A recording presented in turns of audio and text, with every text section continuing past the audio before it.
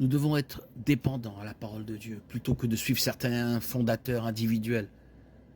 Nous voyons dans Galates 1, 8, 9 où Paul déclare: mais si nous-mêmes ou un ange du ciel vous annoncerait un autre évangile que celui que nous avons prêché, qu'il soit anathème.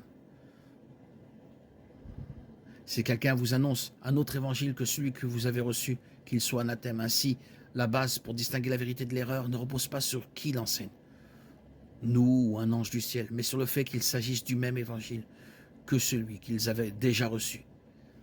Et cet évangile est consigné dans les Écritures.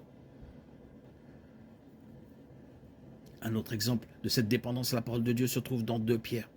Dans cette épître, l'apôtre Pierre combat les faux docteurs. Ce faisant, Pierre commence par mentionner que nous avons une parole plus certaine sur laquelle compter que d'entendre la voix de Dieu du ciel, comme ils l'ont fait lors de la transfiguration de Jésus. 2 Pierre 1, 16, 21. Cette parole d'autant plus certaine est la parole écrite de Dieu. Pierre leur dit plus tard de se souvenir des paroles annoncées auparavant par les saints prophètes et du commandement que nous, les apôtres, avons reçu du Seigneur et Sauveur. 2 Pierre 3, 2. Les paroles des saints prophètes et les commandements que Jésus a donnés aux apôtres sont tous deux consignés dans les Écritures.